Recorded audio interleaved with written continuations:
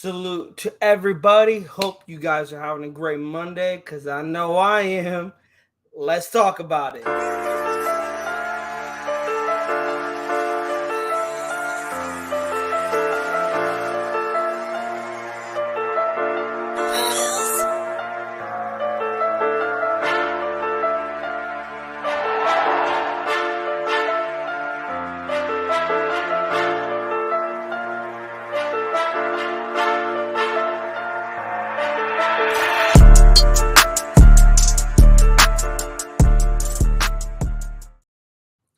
Salute to everybody pulling up. Hope you guys are having a great Monday afternoon. I know I'm having an amazing Monday, as I said. Shout out to Tal Rob and Van City for the early comments. We got Tal Rob. Yo, what up, guys? Jimmy might make it halfway through the season. You think he will ball out for you guys? I believe he will ball out for us. Shout out to Tal Rob. I don't like your default picture, bro. Like, I hate it with a passion, but I appreciate you showing support to the channel. Also, my primo, my guy. What's up? Natural Nate. What's going on? What's going on, bro? Good, chilling. Bro, we got some news to dive into. We got another guest later on tapping in. Hopefully he is still hoping to pull up. But yes, shout out to everybody pulling up. Van City, Sean Johnson, Tal Rob, as I said. If this is your first time, guys, share the link around. Let's get as many Raider fans up in here because I know a lot of people are excited. I know a lot of people. We got Jimmy G's ready to go. We got Marcus Peters officially pen to paper inking a deal with the Las Vegas Raiders. We got some Josh Jacobs news. We got Troy Hill working out for the Raiders. We got a lot of stuff to talk about. But real quick, wanted to give our shout out to Tal Rob. But if you guys haven't subscribed to the channel, please hit that subscribe button. Hit that like on the way in. Yes, sir. Bell. I believe it's somewhere on the bottom. Hit that bell to be notified when we go live, when we drop new content. And as always, let's get right into it. Tal Rob hits us with the first question of the day. Will Jimmy Garoppolo ball out for the Raiders? I'll let you take this one, Nate, and I'll chime in. All right, so we all hope for the same thing. We all wish for the same thing, but we all might not, think the same way. But I think, I hope, because I never go downside when it comes to. I never look downside when it comes to Raiders, and I think, and I hope that he will, because homie, just like last quarterback, he had the stats with him. Jimmy also got the stats with him, but he got different stats. Those are wins, and I feel like wins equals balling out. You know what I'm saying? And I like that, and I count that, as doing a good job, doing what he's supposed to do at the quarterback position, and I really do think so. Like he still got the weapons. I mean, so far. I mean, bro, he's got. Here's my thing. Look at this, man. This was last year's red zone stats, and I've said it numerous times, guys, and I'll say it again. The main thing about Jimmy Garoppolo coming to the Raiders, why is it an upgrade? People will say, well, you're getting the same guy. Derek Carr, Jimmy Garoppolo, you're kind of getting the same guy. And here's what I would say. You're not getting the same guy because in between the 20s, maybe the same guy, but red zone. But real quick before I dive in, I want to give the man, the myth, the legend, his intro. Big Mike Raiders joining us. Salute to my primos. What's going on, man? How you guys doing? Doing great. Hey. Doing great. Finally, Nate's coming. He's not sleeping anymore. Yes, sir. He's working hard. My cousin's working hard. Oh, yeah, I bet. But yeah, I want to chime in on this, and then Big Mike, I'll let you chime in afterwards to Tal Roberts' comment. Cool. It's the red zone for me. Like I've said it numerous times that it wasn't just last year. I don't know if you guys can agree to this, but it wasn't just last year we had red zone issues. It was 20 almost. I went back as far as to our 2016 season, you guys, and as good as that season was, there was times that we did not score in the red zone. There was mainly our touchdowns were 30-yard bombs, 40-yard bombs, maybe 3-yard rushes from Latavius Murray. We did cash in a couple of times on our red zone opportunities, but there were times that we were missing out. And in 2017, same issue. 2018, same issue. But it seemed it got worse as the years went on. And then it's like we finally got a regime and Josh McDaniels and Ziegler that were like, we got to pull the plug on the head. Like he's not getting, the quarterback's not getting it done. I'm not trying to make this, shitting on Derek Carr. I'm just saying that's what we seen. That is what we seen on the field. I truly believe, and Nate can back me up on this. Derek Carr is a decent quarterback. He's a good enough quarterback. If you surround him with the right pieces, a good defense, right offensive pieces, he could do wonders for you. But the Raiders were just in a situation last season. They couldn't afford to move with Derek Carr for the foreseeable future. How does that tie into Jimmy Garoppolo? Well, last season, Jimmy Garoppolo was in the top 20 of red zone percentage, 50.5 completion percentage, 180 yards passing. He had 12 touchdowns with 1 interception, and then he took 4 sacks in the red zone, and he also had 2 touchdown rushes. So he's also not really a runner or seen as a runner, but he does utilize his legs when in the red zone. So for me, Tal Rob, I will say he's gonna ball out. I don't know. There's someone in the background. I don't know. Nate, is that you in the background? Oh, I don't know if that's me. What was it? Oh, because I was like hearing something in the background. I was like slapping or something. Yeah, I think that's me in the background. Oh, you good? Okay. But yeah, Jimmy Garoppolo's red zone, I would say. Jimmy Garoppolo's red zone is why he will ball out for the Raiders. He has Devontae in the red zone, Michael Mayer in the red zone. We believe Josh Jacobs is going to be there. When you add the pieces that he has, and you know what, Tyler Rob, not trying to shit on your team, but I'm trying to shit on your team. He got better weapons than you had with the Niners. So he's going to ball out the Raiders, and that's my take. Big Mike, all yours, brother. So before I get started, I want to say shout out to the chat. Shout out to Thor. He did say he has a show later on at 9. I'm about to check that out. But as far as the red zone goes, yeah, you're right. It just seems that Jimmy G is just a little bit more. I don't know what it is. It's just more. He's more cerebral when it comes to being closer into that end zone. He knows how to break down a defense more, and it's harder to break down a defense when you're getting that close to the end zone. So it takes a special type of quarterback. And yeah, Derek Carr, yeah, he brought special things to the table. He brought a lot of special things, but what he really severely lacked in was finishing the job. It's not a coincidence or a secret that we always have the top kicker in the league whenever Derek Carr's around. It seems like, you know what I mean. So, and I think that's because he's great to get you in field goal position, but when it comes to scoring 6, he kind of struggles. He leaves a lot to the imagination. So, I think with Jimmy G, I think he knows how to break down an offense. Break down a defense.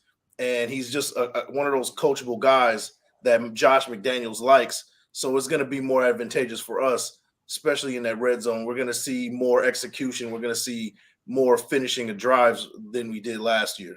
Yeah. And I want to give my quick shout out to Cali Raider. Salute, new sub.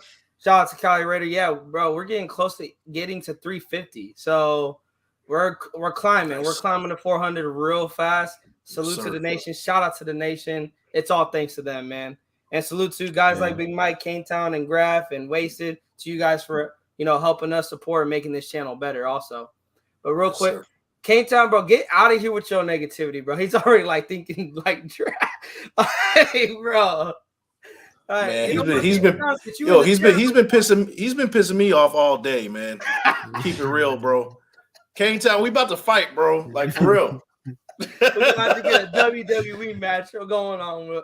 Okay, now Tyler Robb, he says Jimmy won't make it to Game 7. Well, here's the thing, Tyler Robb, he's not having the Niners offensive line, so I think he's gonna make it past to Game 7. When when you guys are losing 4 quarterbacks, going down to the same offensive line, I think, it's you guys' problem, not ours. Well, hey, we'll see. We'll see how good they are without McGlinchey. Now, I mean, he wasn't Oh, the greatest yeah. right tackle in the world, but hey, he Didn't got the Broncos sign job. him?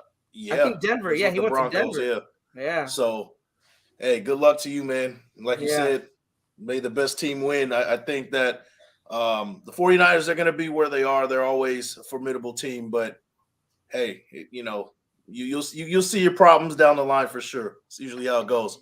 That being Oh, he said, really tried. He trying to start. He said, "Damn, Big Mike, be quiet so they can read my comments." Bro, that's what I'm saying. I'm about to headlock this dude. I'm about to really man. like give him some hands, bro. Oh man, he is really that is but real quick, you guys. So there's been, we knew the rumors. Also, Big Mike, that people were like, "Oh, Jimmy Garoppolo's not going to be ready to training camp."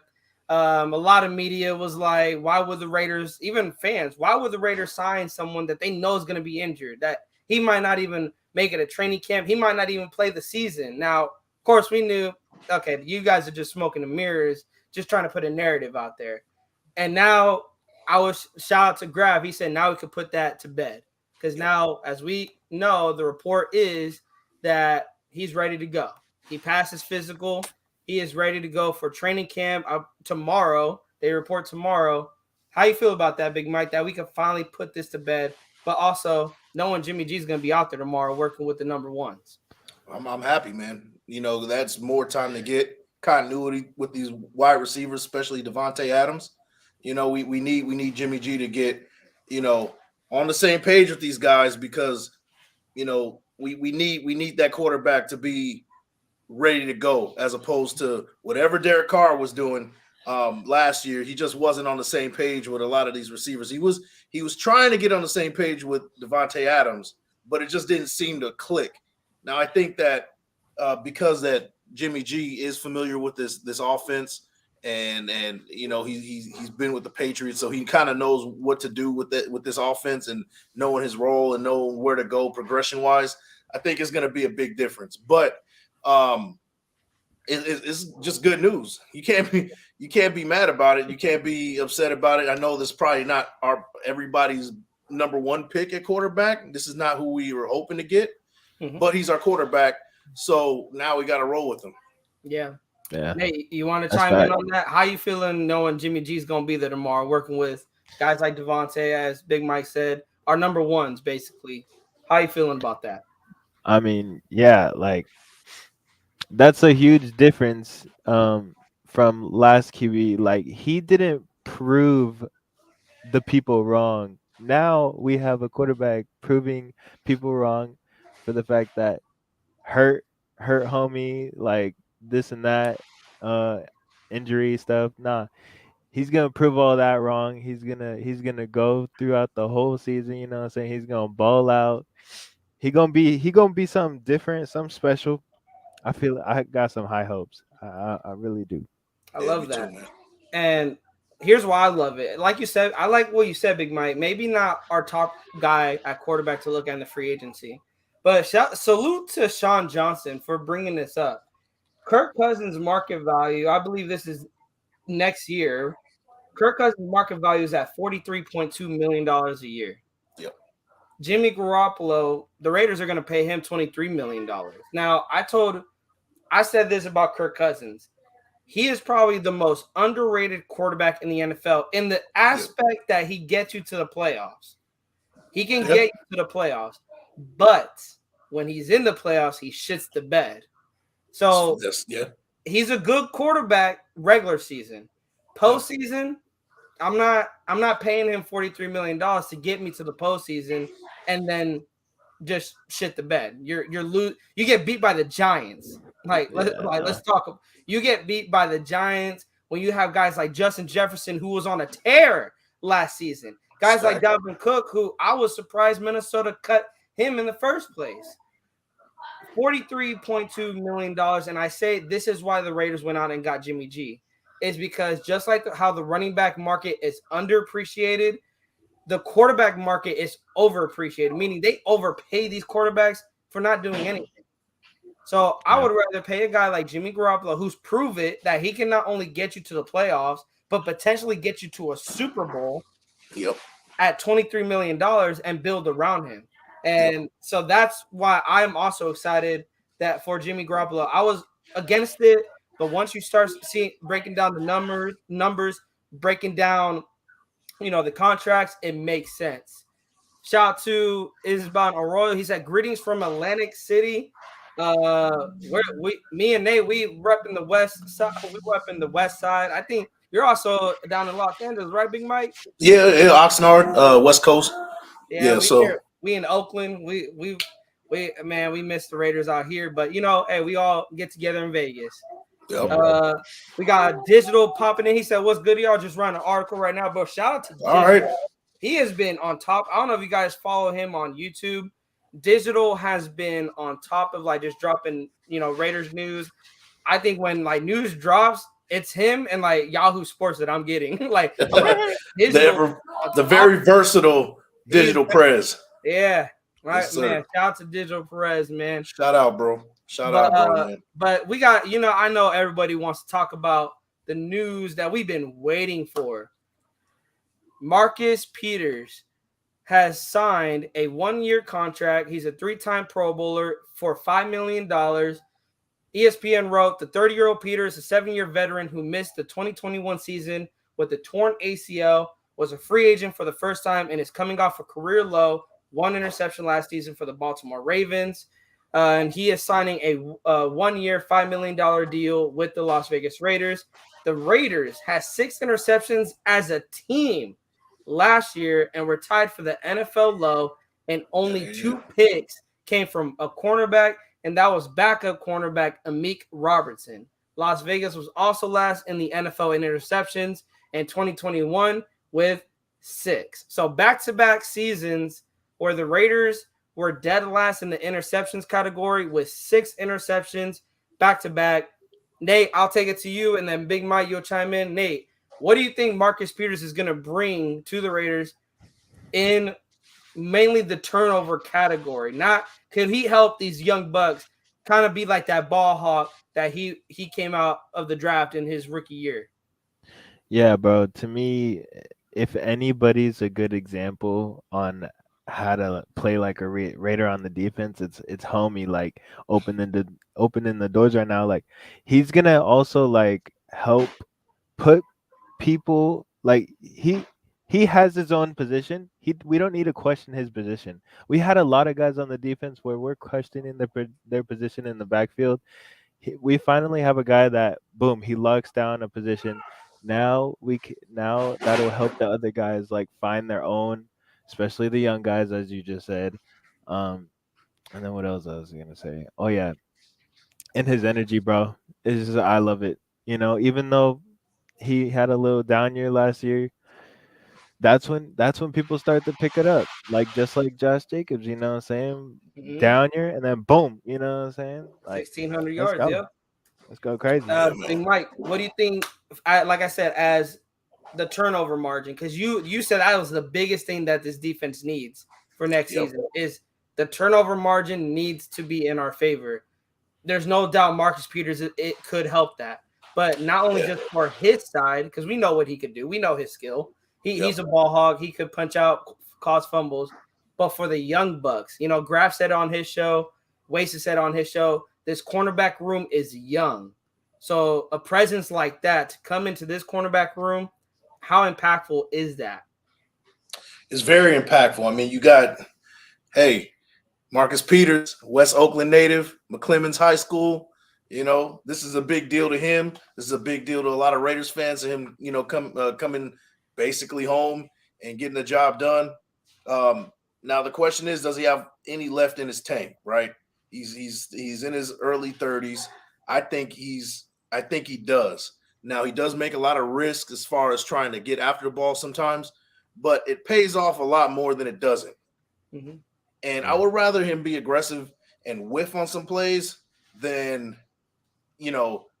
just kind of letting people just get 10 yards here, 10 yards there, as our previous corners have done throughout the years. Defense that we get tired of seeing. Oh my gosh, yeah. And it's frustrating to see that. So if he does take a few risks, I'm all for it. And because of those risk taking that he's gonna do, he's gonna get his chances to pick off the ball. We're gonna get a lot more chances to have shorter fields. That turnover differential is gonna be more on our end in the positive side this year. Hopefully, we were like 30th in the league in turnover differential, -8 last year, which is inexcusable. It was mostly because the defense was not advantageous as taking over the ball. They were a -6. They were, I don't know if they're -6. They only had, like you said, 6 interceptions. Yeah. All season. Fumbles. I didn't see a lot of fumbles. Maybe wasn't really. I only remember the Meek Robertson one that he took back. Yeah, I know we had more, but that was the main one I only remember. I don't remember. Right, and oddly enough, we scored twice on defense. Yeah. So it's if we can just get some more opportunities to have shorter fields and get the ball more for that offense, was going to be very efficient this year. They were efficient last year, even with Derek Carr at quarterback, stinking it up for the most part. If they can just get the ball more opportunities off of turnovers, we're going to be all right. And I think Marcus Peters sets the table for that. He's a trendsetter. He's the table setter for these young guys. You bring a mentality for that whole defense, along with Max Crosby and other veterans like Chandler Jones. I think this defense is going to be a lot better than people are giving us credit for, man. Yeah. Shout out to Orlando Padilla he says, "What's up, you guys?" Shout out to Carlos. He says, "Peters is already putting that pressure on the rest of the cornerback room." And I remember what he said. He came in and he said something to the effect that it's like he wants to raise the standard here in the building. Like, that's the way I took it. And I believe he's saying that as a defense, he wants to raise the standard as a defense. And I'm like, we need guys like that. Absolutely. I think a lot of pressure has been put on Max Crosby as him being the leader of this defense. He can't help what's behind him. He can only help the guys next to him and maybe the linebackers that are behind him. But when it comes to the secondary, those guys got to have each other's back. I remember, what I would say, even though it was street football, when we played like 7-on-7s and 8-on-8s, I told the secondary, hey, we don't worry about what the front seven's doing. We don't worry about what our middle line is doing. We got to worry about what we're doing. Me and safeties are communicating. Me and the other corners communicating. That's where it's got to – and I believe Peters, if you guys go watch, there's an interesting YouTube video. It's his trash talking compilation. But they have a couple of clips of him communicating to his safeties, to the corners, like, letting them know what play is going to happen. And I'm like, we need guys like that, because I feel last season we seen our defense line up and they get burnt. There's like no communication. And I believe Peters, he's going to bring the best out of our corners, bring the best out of our secondary. And I'm excited. I am truly, truly excited.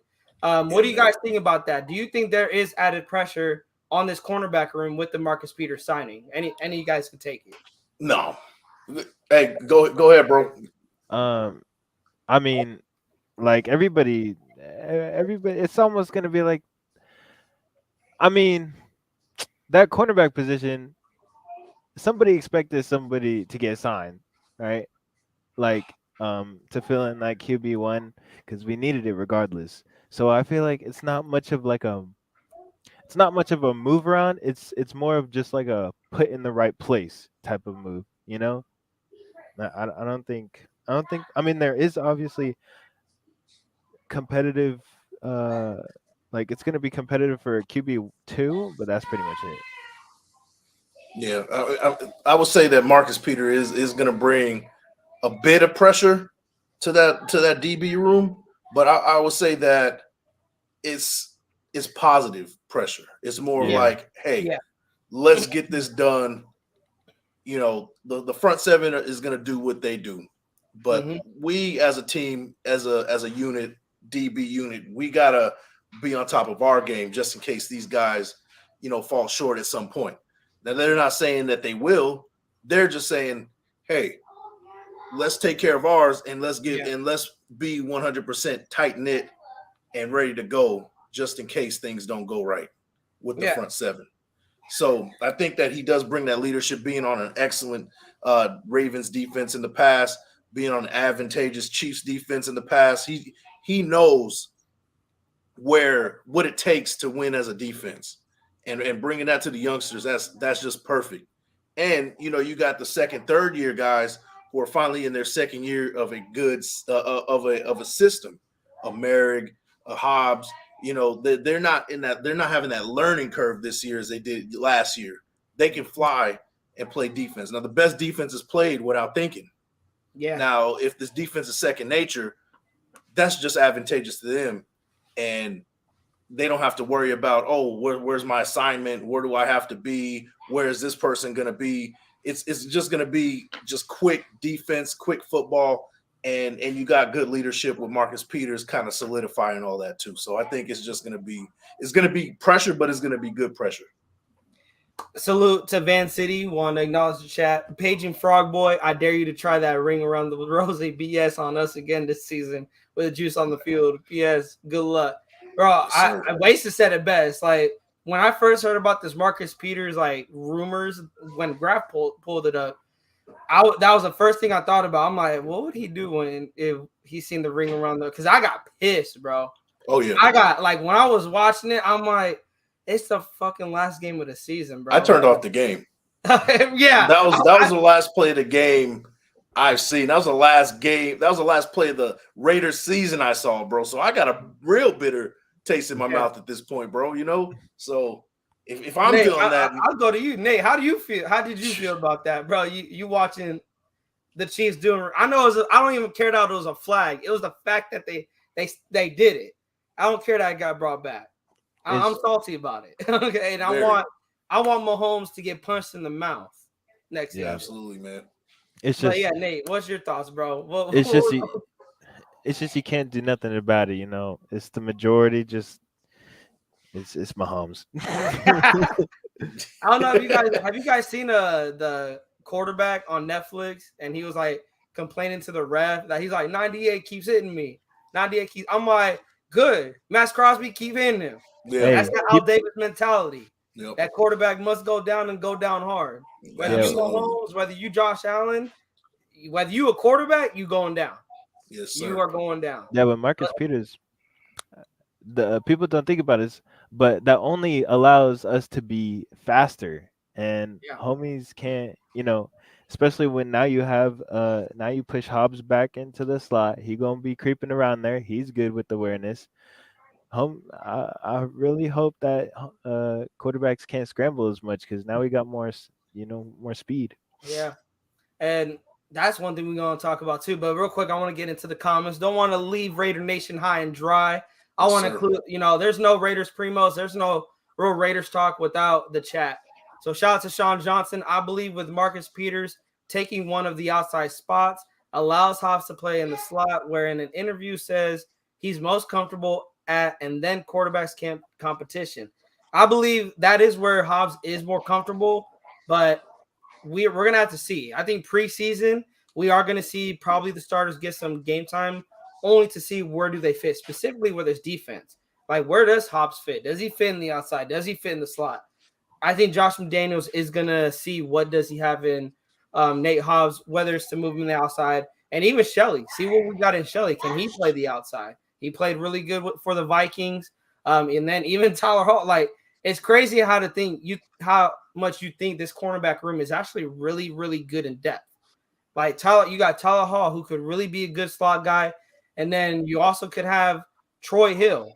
We had Troy Hill coming for a workout. No signing has been announced, but this cornerback room can get more and more in depth. And I believe the one thing that we lacked in years past was depth, because injuries are going to happen. Let's be honest. Injuries are going to happen. Like playoff teams, Super Bowl teams, they have great depth pieces, and they have good backups. Like, yes, they're backups, but they're on the NFL roster for a reason. Like, they made the 53-man roster for a reason, and I'm hoping that the Raiders, I see great depth, and I'm hoping that when injury comes, it's next man up mentality. And, I mean, God forbid, hopefully we don't got to worry about injuries either, but it's the NFL, Digital Perez, he said, I'm not against Peter signing. I think he's capable. He was worth the signing. He has gas in the tank still. Injuries are just his own concern. And I would ask you guys, isn't that with anybody, though? Yep. Isn't that with anybody? What I would say, what is you guys' thoughts on that? Like, when you hear like with Jimmy Garoppolo or even Marcus Peters, they're good, but injuries is the only concern. When you hear that, like, I would say, what's your rebuttal to that? I mean, every player you're gonna have your concern with injuries. This is a physical game. You know, like even the most healthy, I guess, quote unquote healthy or most upright person that's been playing every single game, your concern still has to be injuries. Because at any given play, you can go down. That's just how the game is, unfortunately, you know. And I know that is a concern naturally because you've seen a person go down over, a couple of times over the years, and you do have that concern, but you can't in certain cases you can't make that your reason why you don't press the button on somebody and pick that acquisition. Being that they might get injured, you have to press that button and take your risk because that's just football in general, man. Yeah, Nate. that's just Nate, you played football too, Nate. Injuries happen. What is your response to that? That injury is the only concern for guys like Marcus Peters and Jimmy Garoppolo. I mean, it's like he said, like it's pretty much an automatic, and it's like the one thing that you don't want to think about in terms of signing a player or something like that, or like even just playing every down. Like you don't want to think about the injury like situations. It's just the game of football, and I feel like it's pretty much even though people has been more injured than others, like people also do heal. So Yeah. And it's it's the been 2 same years. thing. He's going on his second year, I believe, recovering from his ACL. And Yep. he had a down year last year, but I believe this year he's going to resurrect. Like his- look at Alex Smith. Like, huh? Hey, for real. Yeah. Hey, that was I remember I was watching Red Zone and I seen that lot. I'm like, bro, that was ugly. That was ugly. Yeah. And I mean, salute to him. Man came back. Like Yep. it took him a while, but he came back. Shout to Carlos in the building. Shout to GA Patriot, my guy. Van Cedar says, bro, Peters would effing walk across the line and grab the little puke by the face mask and slam his ass into the dirt. I would love that. I would love that. And I would love every second of it. I would love every second of it. GA Patriot says 98 gonna keep hitting your butt too. I love it. I hope we see not just 98. I hope we see 55. I hope we see 9. I hope we see 5. I hope we see I don't know what Byron Young's jersey number is, but I hope we see him all over Mahomes too. Shout out to Orlando Padilla. He said, I live in KC. Mahomes and Kelsey get power bomb. Yeah. So I hope. And the thing is, it's like you love to hate them. Like you respect them because we know they're good. We know they're good. Yeah. It's like it's not us hating like, bro, we know they're good. It's just we just hate that they're good. Yeah, we need to get our get back. It needs to happen, man. It's been too long. Yeah, and the thing is, that's what's crazy to me is that if we are, and that's why I'm hoping that we do good, that we have a good season, so Raider fans show up. I'm not trying to knock on Raider Nation because I understand it. I'm from Oakland. I'm working a minimum wage job. It's hard to make a trip out to Vegas. It really is. I salute to any Raider Nation member that can make it out there for a game. But I know if we're doing good, if we're having a good season and it's not like a shit show last season, bro, Raider Nation is going to show up against Kansas City. And Kansas City better wake up when they walk into Allegiant Stadium. Because a lot of Raider Nation did not forget that. I guarantee that's going to be a headline. I'll say this: if we get another 17-point lead, we're not giving it up this time. Oh yeah, I'm just saying, man. We should have blew them motherfuckers out. Yeah, on at Monday home, Night Football. At their own house. Yeah, man. We should have blew them out. I was surprised, but at the same time, Severe, hold up. Severe, bro. If you want to pull up, you can pull up. I sent you the link if you want to pull up. Pull up, bro. Yeah, he could pull up. I sent him the link. I'll send it to him again, actually. Kane Town said, watch Ryan Spillane film today. As rare as it is, I might have been wrong about him We may have something. Nope. You got to hold that damn L, bro. I'm sorry. Hey, when we start winning and we win 9 games this year at least, I don't want to hear shit from you, bro. Spillane, we might have some. I don't want to hear none of that shit coming from you, bro.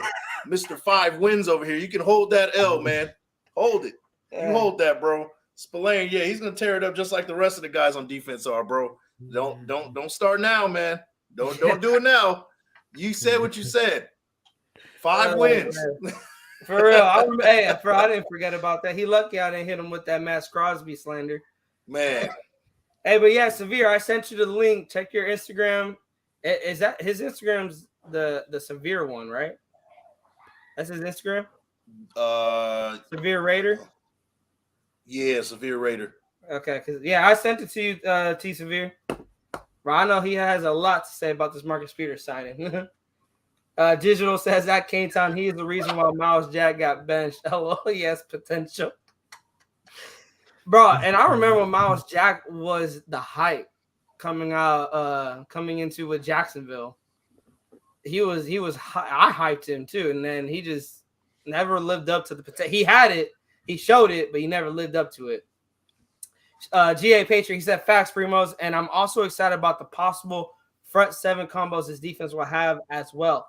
And I'm glad GA brought that up because this ties back to our defensive coordinator. A signing like this, I feel like it puts a lot of pressure, and maybe good pressure too, to Patrick Graham. Because now you got guys like Marcus Peters, you got your guys, Max Crosby, Chandler Jones.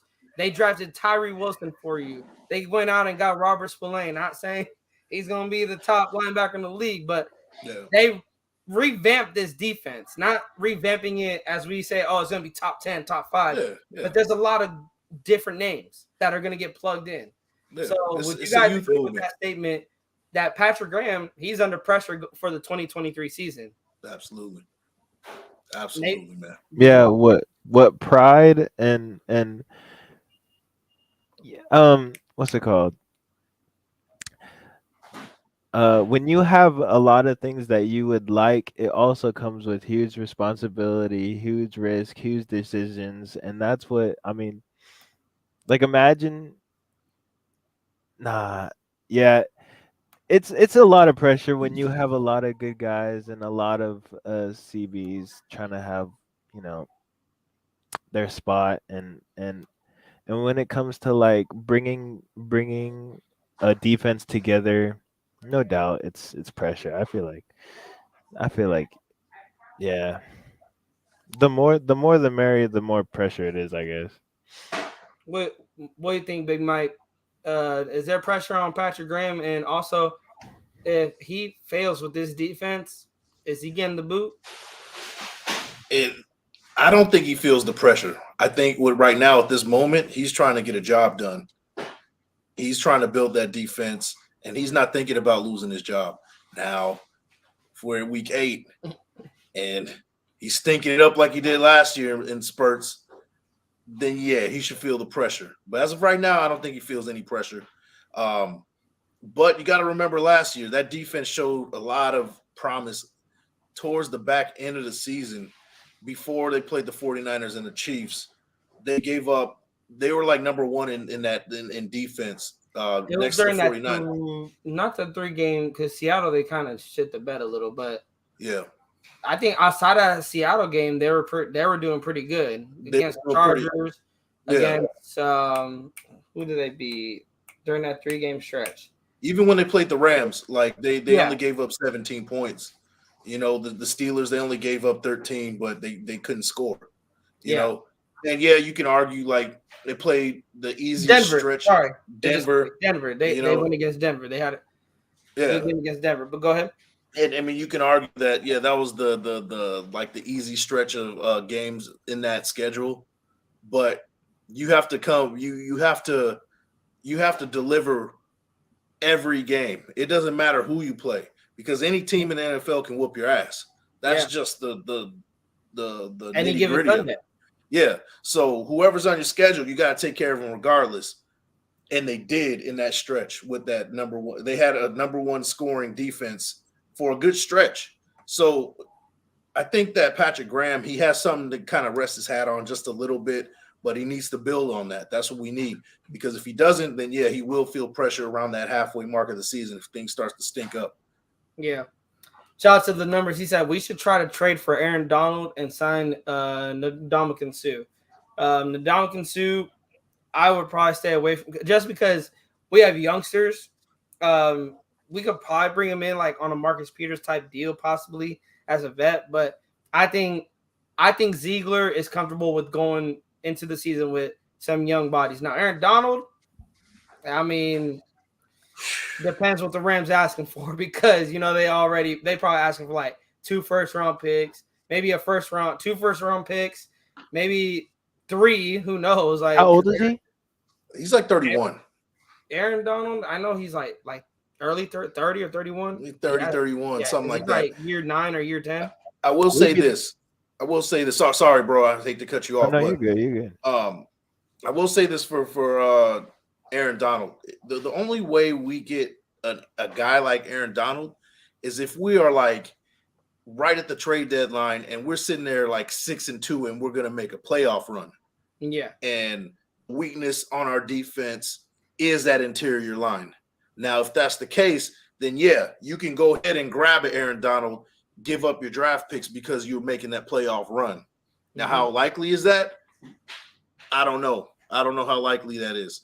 Yeah. But on the flip side, if you're stinking it up 2-6, it doesn't make any sense to trade for Aaron Donald and give up maybe a first round pick, somebody that we can probably grab a quarterback of the future in 2024.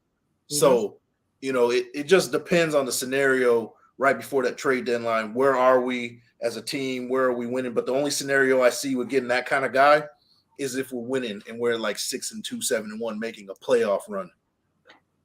Yep, I agree. I think you don't trade for Aaron Donald now unless, like you say, you're making a playoff push. I believe the Rams actually did that when they got Ndamukong Suh. It was like the year before 2018, I believe, and they were making a playoff push into the 2017 postseason. And they did it. They did it with Von Miller. Yeah, they did it with Von Miller. So that's what you do. You make that one acquisition to kind of complete that Super Bowl run. Yeah. And GA Patriot says, look for Diablo to lead the team in tackles too.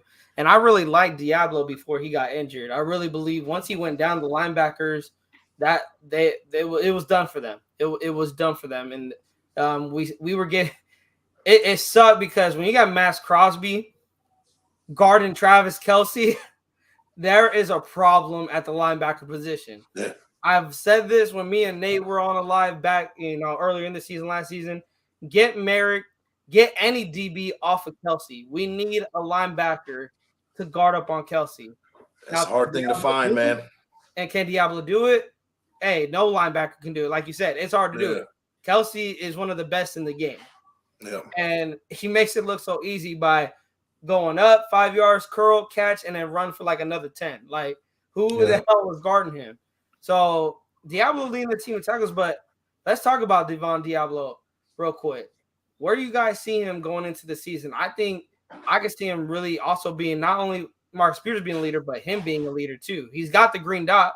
Josh McDaniels says a lot of good things about Devon Diablo in the OTAs, and now it's time to be big boys. You guys are going to get the pads getting ready to roll after a couple of days of training camp.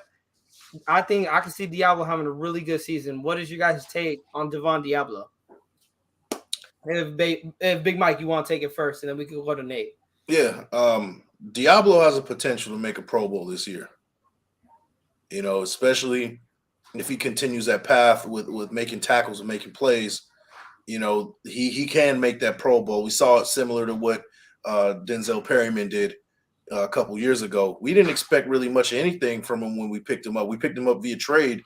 We traded like a 7th round or 6th round pick for him. We had no expectations for Denzel Perryman. Yeah. So you see a guy like Diablo who has a little bit of hype behind him right now. A lot of people are talking about him. Even the media, ESPN was talking about him being a breakout guy, and I believe it. I'm buying into it. I think he can make a Pro Bowl. I think he can, if he stays healthy. That's the most important thing. If he stays healthy, we might have somebody special at that linebacker position. Mm-hmm. And it's funny because there's one common theme. If they stay healthy, yeah, that's all it is. If they stay healthy, they have the skills. We've seen it. Well, when watching these games, they have the skill. All they have to do is stay healthy. Yeah. K-Town, he's still firing shots at you. What, Michael. Well, that's what I was laughing at earlier. Yeah. Shout to Severe. Hey, it's all good, bro. We know how work is, man. Yeah. Shout out to you, bro. Thank you for the support. He did say Aaron Donald has 1 foot in retirement. Maybe has one more season left after this one. That's kind of the risk. That's the risk because he's already been contemplating about it. Yeah. So yeah. I kind of agree with Severe on that one, just because, it's a great name. You look at what he's done in the past, and you kind of expect that for the future, but that's not necessarily going to be the case, So, I wouldn't trade for him unless it was a reasonable trade, not giving up any first or seconds. To be honest with you, I wouldn't either. I would like to stick with our young guys. I would like to get younger on defense, even though Aaron Donald's still 30, 31. It's just a fact he was contemplating retirement already after winning the Super Bowl. So I would rather just keep Byron Young, keep Bilal Nichols, keep I'm reading GA Patriots comment down there. Keep our interior line with the young bucks. He did say if Patrick Graham can boost us to even a top 20 defense, how many more wins is that? A bunch. And because here's the thing, like you said last season, our defense kept us in a lot of games last season, and that's where I'm at. Nate, what do you think? Having a top 20 defense, does it equate to having more wins than last season? I'm kind of on the fence with this question, but go ahead, Nate, take it. We need a top 20 ranked red zone offense. Top, bro, yes. Yo. Say less, bro. Say less, Nate. I feel like the defense was fine. Obviously, top 20, I don't know. Where were we at last time? We were ranked the 20. 30th. We were ranked 30th, but we were only giving up 25 points per game.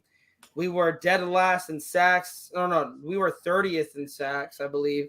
Yeah. And then we were dead last in turnover or interceptions. Yeah. Basically dead last in turnovers. So those are the two things that we need to work on. But points per game, I believe giving up 25, 24, that's very winnable in today's NFL because offenses nowadays, man, it's a passing league. So they're going to be high scoring. But what is your view on this question? Yeah, it would obviously make a positive impact to have a top 20 defense. I don't know, it'll be able to stop the high scoring offenses in the league. For example, our division. I feel like we got all the high flyers for real. We got the AFC. For real. The AFC West. Even for the conference, we got Bengals. They're a high scoring offense. Chiefs, Chargers, Broncos could be up there. Don't sleep on Denver. Bills. You're right, Nate. You're right. Keep going. Sorry to cut you off though. But a bunch. I feel like to put a bunch more wins on the board would have to be scoring wise in the defense, putting up 7, and then probably getting a top 20 defense. I'd say. All right. Big Mike, you want to chime in? So, top 20 defense. That the rankings sometimes are misleading. Let's just be honest, right? Let's just talk about that. If we go back to 2016, we didn't have a great defense, but what we did have was we were very advantageous in taking the ball away. And that's what really equated to us being a 12-4 squad last year, that 2016 season, making the playoffs and being a Super Bowl contender. At any given play, we can get the ball, and we were a threat to take the ball and give out the offense more opportunities. Now, if we're somewhere at 20, and we're not taking the ball away, then it really doesn't mean anything. That means the defense isn't that great to me. Yeah. But if we're 20th, like how we were in 2016, we were number 20. Yep. If we're like that this year, but getting the ball a lot more, taking the ball away, giving the offense shorter fields to deal with, then that can lead to more wins. That's the only way it leads to more wins is if we're, taking advantage of making interceptions, getting more sack fumbles, things like that, stripping the ball and giving that offense shorter fields. That's when you start seeing wins equate to, that ranking. Yeah. And we talked about it a lot, Big Mike, it's the turnovers and the sacks. Yeah. That's what killed the Raiders last season. Like, yeah, we can talk about the red zone offense all we want, but how many times has that offense had to go the length of the field to score on whether it was game-winning drives, whether it was even just regular drives at the first quarter, second quarter? Like, teams like Kansas City, they knew they had to build their defense. They already knew, like, hey, our offense is special, but if we can give this like dangerous offense a short field, like, we're gonna win a Super Bowl. 2 Super Bowls later, they got 2 rings to show for it. And then even Buffalo, the thing is, I don't know what it is with Buffalo, but they're always going to be known for having a top defense. Same with Denver. Denver's always going to be known for having a top defense. Yep. And what's crazy though is I used Denver of last year as an example because they had a top defense, but they were a shitty team, so shitty that we swept them. Yeah. So, and what was the common? It was their offense. Their offense could not score. So I agree with Nate's take too. We can get the turnovers. We can get the sacks. We can be top 20. But if this offense somehow shits the bed again, expect like a 7-10 season, 5-12 season, 6-11 season, because you need an offense to score. Like I've always said it's complementary football.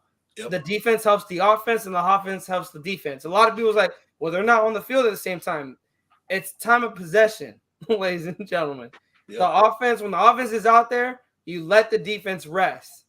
When they made the other team go 3-and-out, that doesn't mean for you to go 3-and-out. That means for you to go down and score. Like, take advantage of that. Especially if you make the Chiefs punt, you for surely got to go down and score. Because that is not easy to do, to make the Chiefs punt. Yep. Want to chime in on the chat real quick? Severe says, if this defense is garbage and we're winning, I think Graham is safe. But if it's bad and we're losing, he's going directly under the bus. What do you guys got to say about that? I'll let you take it, Big Mike. Yeah, he's definitely going to be the fall guy. He's going to be the first guy to be gone. We might even see like the coordinator. He might take a fall too, depending on who's lacking. But spotlight's on this defense, and if things don't go well, I think it's going to be because the defense isn't playing well. So, and Graham, he will be that fall guy. He will be. Yeah. He's absolutely right. And I think what better way? Hold on, let me pull up. I'm pulling up our schedule real quick because what better way to start the season? If I can find it. Oh, here we go. You got at Denver. You got at Buffalo. Pittsburgh's probably not going to be so much of an issue. And then you got at Chargers. I pulled, that's the first month. That is that's first month and a half because Chargers is on October 1st.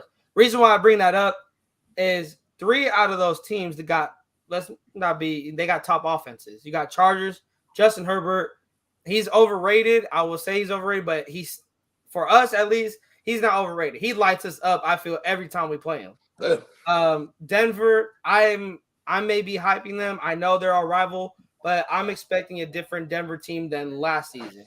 I think this offense can be better. Sean Payton, the way he did wonders with Drew Brees. I know Drew Brees is a Hall of Fame quarterback.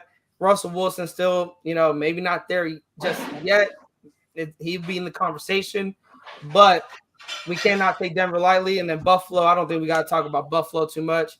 And then with Pittsburgh's kind of, I think, then they should be overlooked. But you got Kenny Pickett at quarterback. He's not really going to worry you too much.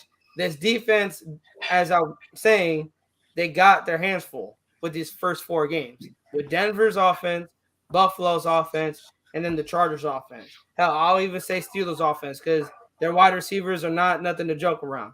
And Najee Harris, that guy is a dog at running back. So it can really help Kenny Pickett. The running game's working for Pittsburgh.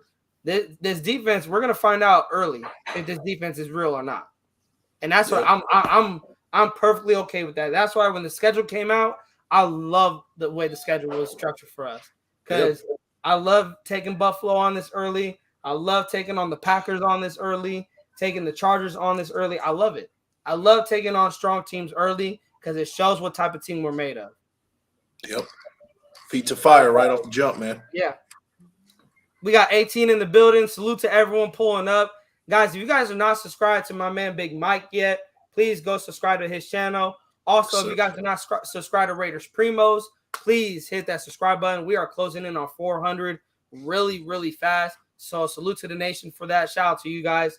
Also, hit that like button. We are coming up on an hour. We're going to get a few comments more. Van City says, there was a stat that came out a while ago that our defense last year played super well in the second half, but also spent the most time on the field. Hey, I read that stat too, and that was crazy to me. Because second half, I felt like we were a good first half football team. Second half is where we shit the bed. Yep. Like what the fuck happened? Like, Nate, do you want to chime in on this, man? What's your reaction to that stat? Because that is a true stat. I researched it. That was a true stat. It's all about being forced to be on the field. Like people have lungs. People can only play for a limited amount of time, and fatigue's a real thing. Yeah, everybody knows why. I mean, you could say this and that, like, you know, they're paid this much, that much, they're NFL, but everybody gets tired, and especially when you have an offense that went 3 and out, a couple times in the late in the fourth quarter. Bro, for that example, Nate, the example that you should use, that Rams game, because that shit was pissing me off. How we were going up and down the field in the first half. In the second half, 3 and out, interception, sack. Like, I'm like, bro, what are we doing here? Like, and then Daniel Carlson picks the worst time to miss field goals too. Like, it's unfortunate, but I hear what you're saying. Continue, Nate. Sorry to cut you off, bro.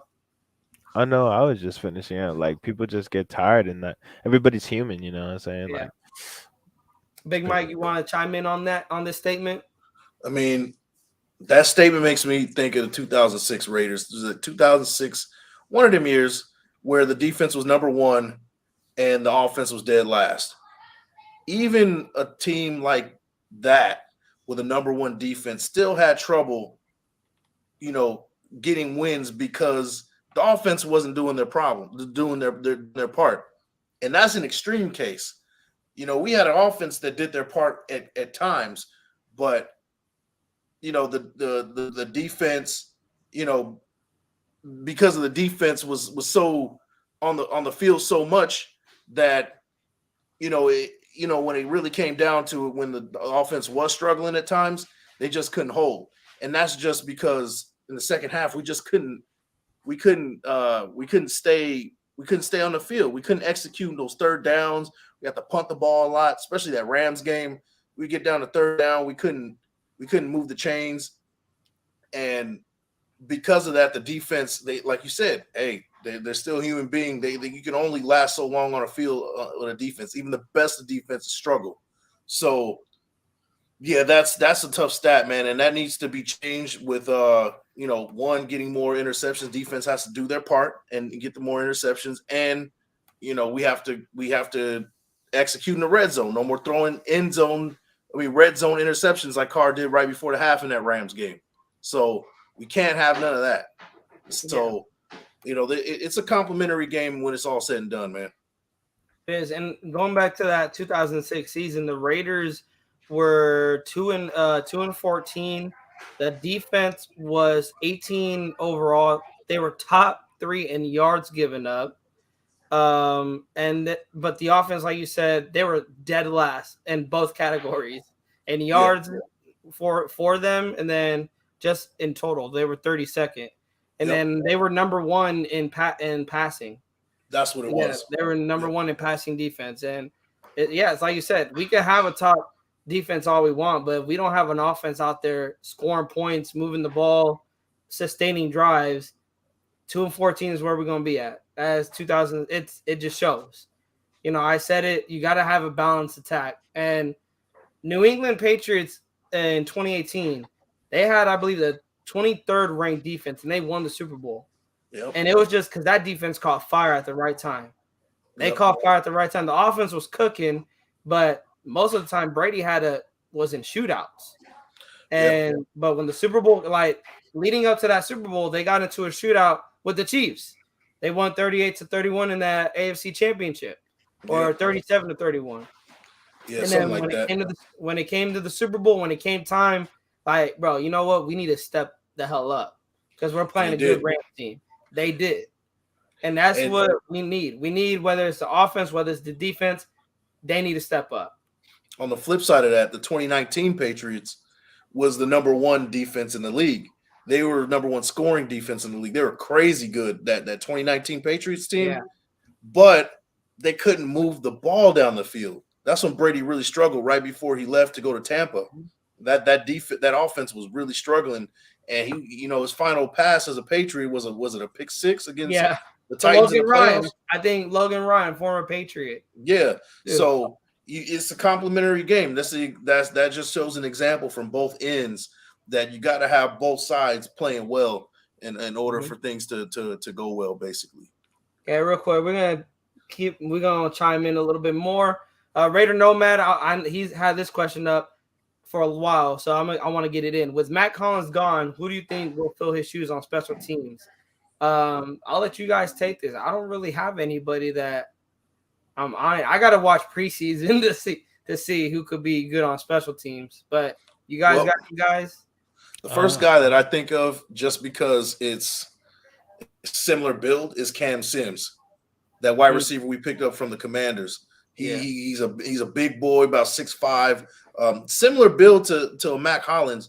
Now, if he's going to be that special teams guy, gunning down the field and grabbing the punt, like, within the 20-yard line, and, making sure you grab the punt right before it hits the end zone, things like that, and being first down to the ball and stuff like that, that goes a long way. Now, it's hard to say who's going to be a special teams like dog. It's really hard to name that, right? It's really hard to name that because it could be anybody. It could be Adam Plant Jr. It could be anybody like that's, fighting for a spot, but they make the team because they are that dog when they do get their opportunities. I mean, it's hard to say, but the first guy that pops into my head is a guy with a similar build in Cam Sims. Yeah. I didn't think about him. Like I said, I gotta watch preseason for this because it's hard to say. It's hard to say. Like, when it comes to stud, because it does feel like the Raiders always find that stud on special teams. So I think they will find that. I just can't pinpoint who it is. I just hope the stud on special teams isn't Daniel Carlson. We need touchdowns instead of field goals. That's all I'm saying, bro. I'm dropping him in fantasy. Hey, no, I'm dropping the Saints kicker in fantasy. Oh yeah, 50 for 50 field goals, bro. Yeah, he's making a Pro Bowl. I guarantee it. Bro, guarantee. Or I'm drafting Alvin Kamara too. there you go. Yeah. Shout out to the numbers. I feel Graham's defense needs a stud defensive tackle to be successful. We have edge guys, need another guy in the middle. And I would say I agree and disagree with you, the numbers. I think we may have something in Byron Young that this regime likes. I know he is on the PUP list, that he just got activated to the PUP list dealing with an injury. But I like what I seen out of him out of passing downs. I feel like Raiders have always been a top rushing defense. Like, they could always stop the run. It's us getting killed in the passing game. Bro, I always say, I said this to Nate when we watch the game sometimes together.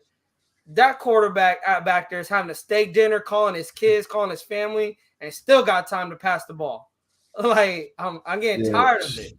Man. So Byron Young being known as that guy to be an impact in the passing game, to give a pass rush, which is only going to open it up for Max Crosby, Tyree, And Chandler, I want to see that work. I want to see it work. I believe in it. I just hope I'm not wrong in that aspect. I hope I'm not getting, I'm eating my own words. What do you guys think? Do you think Graham needs a stud defensive tackle, or are you okay with working with the young guys? Like, yeah, I'm rolling with the youngsters, bro. I'd Yeah. rather roll with the youngsters. You don't necessarily need a stud defensive tackle. It would be nice to have. That's a cherry on top. But if you have a good rotation of 3-4 guys coming in and taking care of business at that defensive tackle position, keeping the next person, not winded and ready to go when it comes to the fourth quarter, we got something special there. We don't need that stud guy to win, because we got studs on both ends as defensive ends. So now we just need two serviceable guys at the D tackle position and get a good rotation. That's all we need, man. Yeah. Nate, you want to chime in on that? Do we need a stud defensive tackle, or are you rolling with the youngsters? Yeah, I'm rolling with the development of the young bucks. I would rather have that than, pay big money for like something that we could develop over time. I'd rather have that. I like that. Yes, sir. I know, because look at the Chandler Jones contract. That's a contract in itself that you're paying high money for, and you're getting little production. Now, hopefully, because he looked like he was slowly starting to get comfortable towards the end of the season before he got injured. So hopefully that transitions into this season. I'm hoping for it. Shout out to Raider Scorpio. Man, it's been a minute since I seen him in the chat. He said, do you guys think Raiders are done making moves, or you think they still got to make a few more moves to improve depth? I feel like we could be done, but you never know with training camp, because injury, as we said before in the show, injuries happen. So you got to always make sure you got depth. If injuries happen, they're going to make moves. They're going to keep their eyes on guys. They're going to keep their eyes on potential trades that they may want to make. So it really comes down to who gets injured and how does training camp, or how does preseason go, and also training camp. And then come week 1, we'll see who's on this roster and who's not. You guys want to chime in on this? I'm not sure. Time will tell. Yeah. What I do like about what the Raiders did this year is that a lot of their moves in free agency was to build that depth. Now, they kind of did things in reverse, right? You kind of want to get a kind of a signature star guy at a position, right? And then add depth after that. But what they did was add a lot of key pieces, to come in and do the job. And if any one of those guys, like rookies that we, drafted, emerge as one of those star guys, then now we just did both with depth and, having a star with a rookie contract. That's kind of what I'm hoping for. That's what I think the Raiders are hoping for as well. Yeah, no, that's what I'm hoping. That's the thing with these young guys and the depth. Like I said, I'm hoping it works. And Van City, I was thinking about talking about it, but I didn't want to talk about it. What are you talking about? He wants to bring up the Josh Jacobs stuff. Nah. Yeah, and I'm like, I'm so sick and tired of talking about that's the thing. I was like, do I want to? Because I was like writing the title out, and I was like, Josh Jacobs leaving Vegas. I'm like, nah, I can't do it. I'm done. I'm tired of talking about him. Yeah. He's starting to become Derek Carr for me. He's getting there a little bit. Where I feel like I'm talking about him every single day. I'm done talking. Wow. He either wants to be here or he don't want to be here, and I'm cool with either. Yeah, definitely, man. Hey. At the end of the day, I'm a Raider fan. I like Jacobs. I respect Jacobs, but I'm a Raider fan. I'm not a Jacobs fan. Yeah. I mean, when he's playing, I'm a Jacobs fan, but if he's not here, blessings to you, but I'm a Raider fan at first. Here's the quick down low for Josh Jacobs. If you get your money, great. We want you to get your money. You deserve the money. But if you don't want to play for the Raiders, man, the wheels keep spinning. And that's what it really comes down to, man. And that's all I got to say about Josh Jacobs at this point, man. Yeah. Nate, you want to Man City, this is because of you, bro. I didn't want to talk about it, but this is because of you. Nate, give Van City his satisfaction. Give like your quick summary of this Josh Jacobs. In case you have not heard, Josh Jacobs left Vegas this morning, was boarding a flight, and the reports note he wasn't going to show up to training camp. I don't even know why this even made the news because we knew he wasn't going to show up to training camp. So, like, I don't even know why it's news at this point. But give your thoughts on the Josh Jacobs situation. Like, where did he take that flight from? Or for? He took the flight leaving Vegas, but no one. I said he's going to Cancun, but I was like, "Fuck it, he's going that to boy go." Is still on the plane. That's crazy. That boy is hard to go. He's starting to yo, Jacob is starting to mess with our internet. Man, he's like, "Stop talking about me." Yeah, he went full RoboCop on us, bro. For real. Hey, shout out to Zavir. He said to begin games, the play calls are often scripted, so everyone knows what's happening. In the second half, when you're depending on your quarterback to have a mastery of the offense, that's where we failed. That is true. That is very true. I'm going to try to wrap this up real quick. Let's get a couple more questions. The number says, Kuntz making a squad for y'all? Only way special teams. That's the only way. So I don't know if you saw, but not Max Crosby, Malcolm Kuntz he actually grew. Like he was 6'2", 240 something, and now he's listed as 6'4", 253. Sheesh. Wow. Yeah, like I don't know what happened in this offseason with Malcolm Kuntz. I don't know if he found some he was hearing us. Hey, Big Mike, he was hearing us talk about him like, I don't think he's making his team. he low-key hulked out on us during the offseason. Yeah. So I really hope he does make it. He's a third-year guy, and you know, we've been rooting for him for a while. I really do hope he makes it. But man, you know, I think it was Graf who said earlier, he was like, this is his spot to lose. He has to really show up in this preseason in camp to keep this job because Adam Plant's knocking on the door, man. Mm-hmm. You know, so these rookies are coming for some starting jobs. Not just Adam Plant. You got Jacorian Bennett. You got Chris Smith. You got this regime drafted guys that they coming for people's jobs. Yeah, and Merrick is on notice as well. Merrick didn't get drafted by. He got drafted. I believe he got drafted by Mayock, right? He got drafted by Mayock, I believe, back in 2021. So. Dude, you're not even their guy. So you bet. Like guys like Kuntz, guys like Merrick, you guys got to show up in preseason. Nate, do you think Kuntz is making the squad? Only if he wants it. Like, I only rooting for what is best for the Raiders. Like, sure, you know, I hope he does make it. I hope he has the heart because I kind of wanted him to play a lot more last year. Mm-hmm. I think that was a lot of us. Yeah, but you know, only the toughest, only the people that want it, you know, make the roster. So only could hope the best for homie. Yeah, we'll see.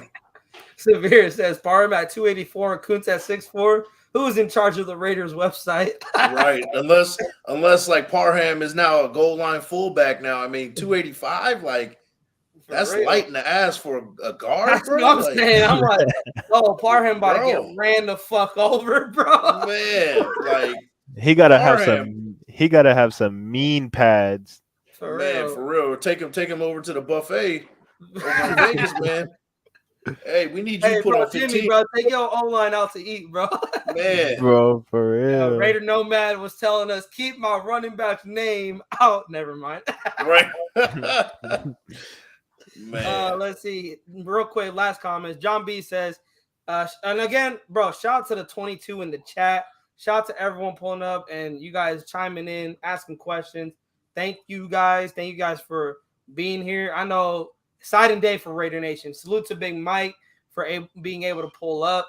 But yeah, real quick, let's start wrapping it up. John says, he says either take the $10 million and play and get your bag next year when we have more money or sit out, plain and simple. And I think that's where I'm at. Like, just stop us guessing. Like, you want to sit out? Okay, sit out. And really, I think that's where he's at right now. Orlando says, I want to see what the running backs do. Bro, really quick to wrap it up, one last question, because I'm excited about preseason. I would ask, what are you guys excited in regards to the preseason games? Who are you guys looking at in regards to preseason games? I think that's who I'm looking at. I'm looking at our running backs, and I'm looking at our rookies on the defensive side of the ball. Big Mike, who you looking at? Man, you pretty much took my two, but if I had to pick a third one, I'm going with the linebacker, the undrafted free agent linebacker that I can't think of his Drake name. Thomas? Drake Thomas. That's what I'm looking for. See what he can do. I want to see what Masterson's going to do. See if he's going to make the squad. Pull him out. I want to see what he's going to do in his second year. Those are the three guys that I'm looking at defensively and see where they fit in with this team this year. I like that. Raider Nate, who you looking at in the preseason games? Who you gonna be eyeing? I'm brain firing, but like, what quarterback y'all think is gonna like play the preseason mostly? Aiden O'Connell, Brian Hoyer, or actually, I don't even know if Hoyer may see. Because I think there's a report that said Chase Garbers and Aiden O'Connell might go at it. It might be those two. Yeah, it might be those two. I'm more interested in Aiden O'Connell. Chase Garbers, I don't know. Yeah.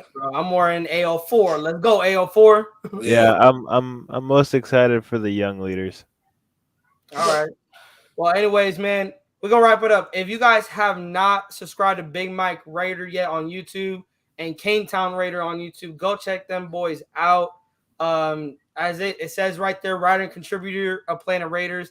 Both of them, you and Cane Town go live every Sunday, right? Every Sunday night. Yeah, Sunday night 6:30. That's what we roll for. What we go for. And yeah, we're definitely going to be on this Sunday night. Talk about all right. So camp yes, guys, stuff. go subscribe to Cane Town. Go subscribe to Big Mike. Go check them out on Sunday night at 6:30. Also, go check out our buddy Thor on. I'm scrolling back up because I'm brain farting too. At Raider Nation Drinking Club on YouTube. Go check them out at 9:00. They're going live tonight, and I guarantee they're going to have a lot to talk about the Marcus Peters situation, about Jimmy Garoppolo. So go check them out. If you guys have not subscribed to Raiders Primos yet, please, guys, hit that subscribe button. We are climbing to 400. We appreciate, we love all you guys.